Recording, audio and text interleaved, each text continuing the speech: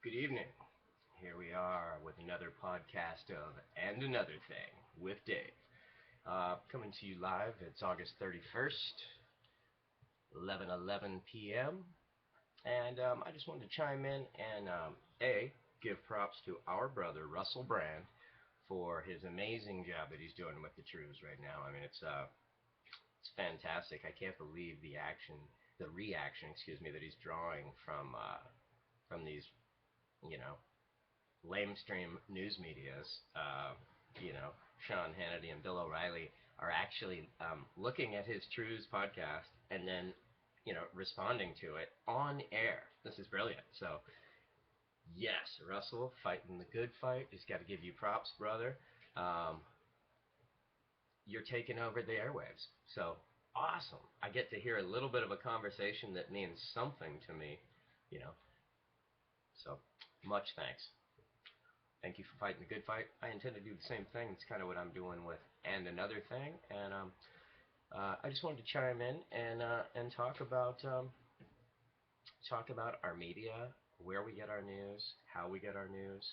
Um, it's amazing that people look to these outlets for news when it's really just an entertainment source. I mean, it's amazing, Hannity and O'Reilly, they'll just bash and yell at people as soon as you contradict where they're coming from, don't cut out to the Fox ideology. Your microphone gets cuffed, or you cut, or you just get yelled out. It's just ridiculous. It's unbelievable that people tune in to that type of juvenile behavior. I mean, talk about bullying. You know how bullying's in the news lately? All right, well, that's like second grade playground bullying in the adult world. Why do we tolerate it? Why isn't Bill O'Reilly drug out of that office and fired and thrown in an unemployment line as the despicable, racist, hate-filled human being that he is? Maybe they don't even believe any of their own ideology, because Russell had a good point. When the Hannity Hour, whatever they call that joke, was over, they all just start joking around. Like, they got a pop song going when the show comes on. Then they talk about Israel and Palestine like a serious issue. I mean, people are dying. This is horrible. Horrible issue that needs a real conversation to take place around it. And then when the show ends, he's throwing a football around the soundstage. And like, are you kidding me? So to him, he's just punching a clock and talking smack. I don't even, who knows if he even holds the ideology that he's espousing. Maybe he goes to the bar and he's like a militant liberal, or actually, he kind of sounds like a militant liberal, doesn't he? He just sounds like a jarhead to me. I love the, he does kind of look like a Ken doll. Attractive, yet hollow and vacuous. It's a good analogy. So, yep, just wanted to talk about that. And it's amazing. Another way that our media gets us off topic here is by bringing up things like gay marriage and what's another one? Abortion. Okay, so I thought abortion was settled. Yeah, I'm 47 years old. I thought abortion was settled in the 70s or something with, what was it, Roe versus Wade? Yeah, right? So there's a legal decision made, precedent. Let's get on to the next thing, okay? That was 40 years ago, people. So we keep bringing this up whenever we need something as a little distraction. That and gay marriage is also great. Because, that just gets, right-wingers and zealots all up. They get their man panties and women panties all up in a bunch. Who really cares? Who marries who? If two people love each other and they get married, that's a good thing. That's two people not out having scandalous single sex. That's especially in the gay community. So are you, like, I mean, not especially in the gay community. That didn't sound right. What I'm saying is, how could it be bad, and how can you not want people to love each other and create a union? That's what I'm saying. So what I meant to say, and I kind of twisted my own words right there, is that it appears to me that the right, the conservative right, is actually telling the gay community, no, no, no, no, we don't want you to have a respectable, loving relationship, because that's a danger to society somehow. So we just want you to have anonymous sex in the bushes over there, and we're fine with it as long as it's anonymous, and it happens over there. WTF? WTF, folks. Just saying. How is it wrong for two people to love each other? Would you rather a kid had one parent?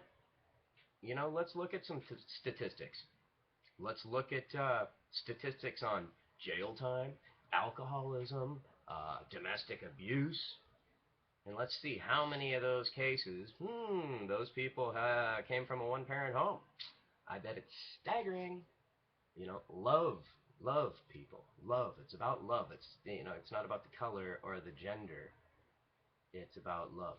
Um, so little tangent here, but it comes right back full circle.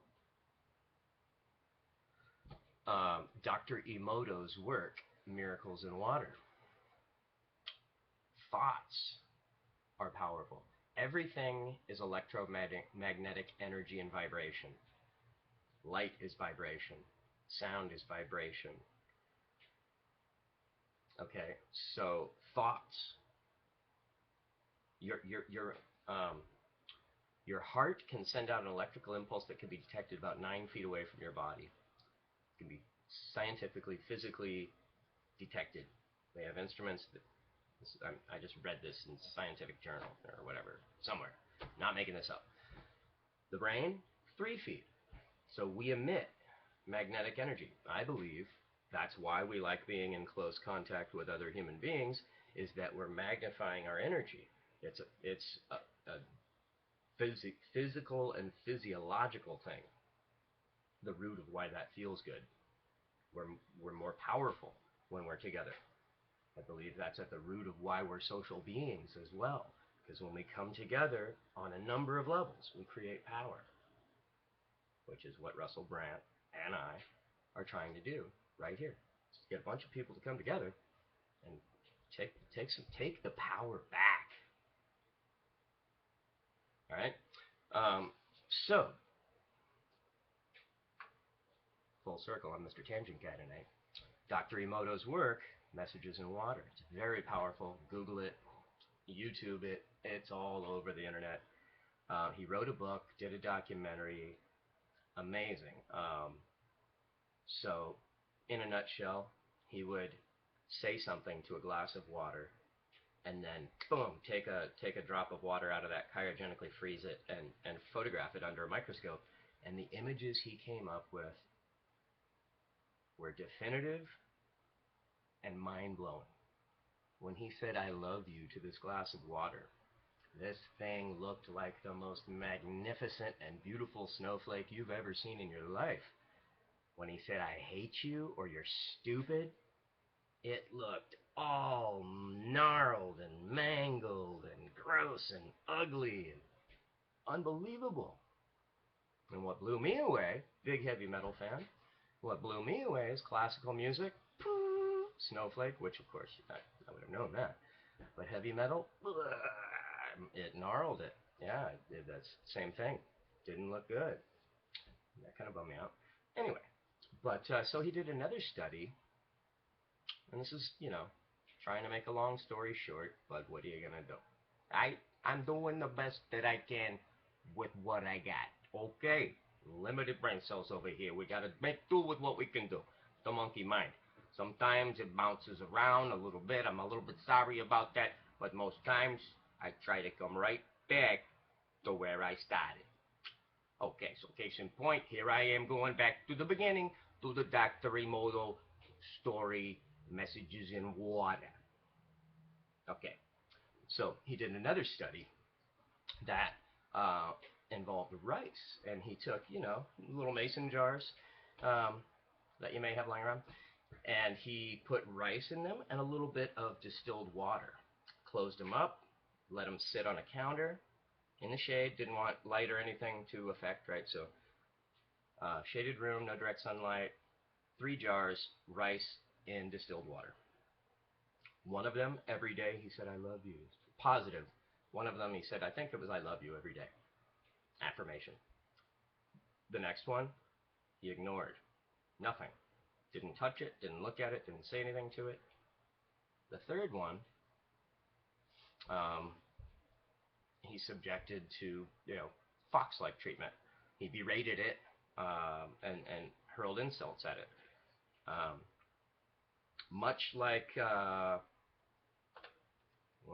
little webcam breakdown. Whoa, sleeping camera. Okay, we're back. So, much like the experiment in water, when he said something positive, the jar of rice that he said positive things to, the rice didn't mold.